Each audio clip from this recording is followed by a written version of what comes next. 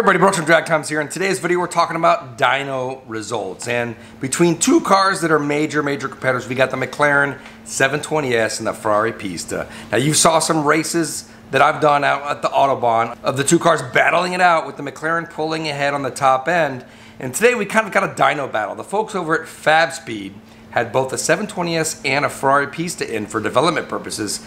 And for the first time, I think we had to compare the dyno results for these cars on the same exact dyno. But before we get there, a quick word from one of our sponsors. So this is my actual wallet. This thing I've had for like 10 years, and these are other wallets that I've gotten gifts over those 10 years, and I've never switched until now. Now I got this really sleek wallet from Ridge Wallet. It allows me to narrow down what I carry and only what I need. It comes with a money clip here, and you just slide out here and you can basically bring all your cards out just in an instant. The Ridge is actually a front pocket wallet, which is good because my old wallet, when I keep my back pocket, I would get into the car, I couldn't even keep it in pocket. I have to take it out of my pocket and actually put it in my car. This, I can just keep my front pocket. The Ridge has over 30,000 5-star reviews online. It's got a lifetime warranty if you love it. If you don't, they offer free returns. They got dozens of styles online. Right now I got the carbon fiber one and actually the forged carbon, which is my current favorite because it actually matches a lot of the parts of my Lamborghini Huracan right here. You can check out all the styles they have online by going to ridge.com/dragtimes and get 10% off by using the code DRAGTIMES when you check out. Now for me, dyno results are really useful for development purposes. So before result and an after result if you're doing modifications and so forth. So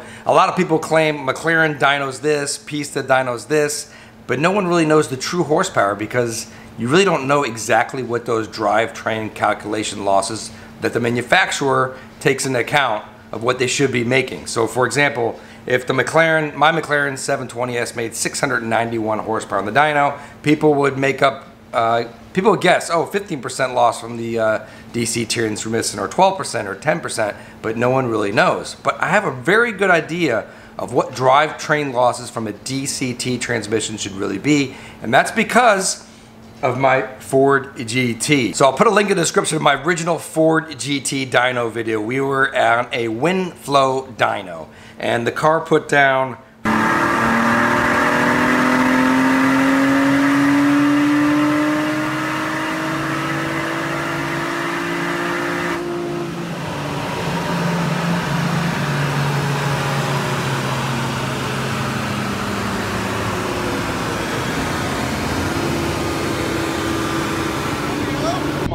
525 wheel horsepower, and everyone was kind of saying, wow, that's really weak. And that's because all dynos measure a little bit differently. Because we weren't doing a before and after dyno, it was just kind of a number just to have and just to make a cool video with the Ford GT on the dyno. However, a lot of people like to compare those numbers against DynoJet, and the WindFlow dyno actually had a DynoJet conversion factor to get numbers to try and compare cars across different dynos. And the number they came up with was 578 wheel horsepower. That number to me was like, okay, maybe that's a good calculation. I really had no idea. Now, something came up a few weeks later after my dyno video hit YouTube, and that was I heard from someone at Ford, because Ford actually has a DynoJet in their building where they actually produce the Ford GT, and every single Ford GT is put on a dyno and the power is verified to make sure that that car is within spec. Now the Ford GT, according to Ford, with a 3.5 liter V6 twin turbo, makes 647 horsepower. So what I believe I have is the first results of an actual car from Ford's dyno of what they would expect to make at the rear wheels on a DynoJet. And because I have this number in my hand, I can make the calculation to see what Ford believes is a reasonable drivetrain loss to get to that 647 horsepower number. Interestingly enough, the conversion from the WindFlow dyno that I put this on came out to 578 horsepower, and the DynoJet results that I'm going to put up right now from the Ford factory came in at just 577 horsepower to the rear wheels. Now if you want to run the calculation to see what percentage loss is that to get to the 647 horsepower, well, it's 11%. So just 11% drivetrain loss from the dual clutch transmission in the Ford GT. Now of course all dual clutches aren't exactly the same, but I'm going to make an educated guess that they're all pretty much in the same ballpark. So if we take that 11% and apply it to the McLaren 720S and the Ferrari Pista, you're gonna get a really good idea of what those cars are really making at the crank. All right, so here we go, the numbers. Fabspeed put their Ferrari Pista on the dyno.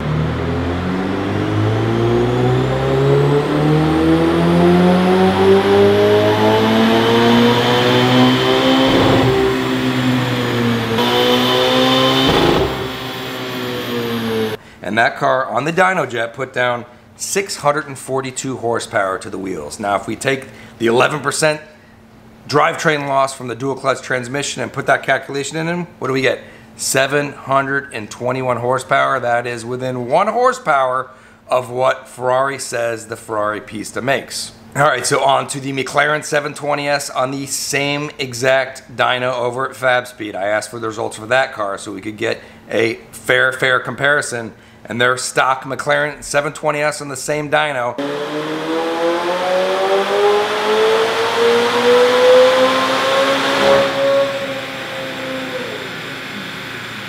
put down 700 horsepower to the wheels. So it's making a solid, you know, almost 60 horsepower more than the Ferrari Pista. And if we run that same 11% calculation, we get a whopping 786 horsepower to the engine on the McLaren 720S, and I think that's why this car just is so incredibly fast. Now let's not forget there's also a weight difference between the McLaren 720S and the Ferrari Pista. My McLaren 720S personally weighed in at 3,180 pounds. And as far as the Ferrari Pista, the guys over at DDW, I found a YouTube video where they actually weighed the Pista and it weighed in at 3,379 pounds. That's a 200-pound difference between the McLaren 720S and the Ferrari Pista, and a 60 horsepower difference in power. So obviously this is going to be a faster car, and that was clearly evident in what we saw when we were out racing on the Autobahn out in Germany.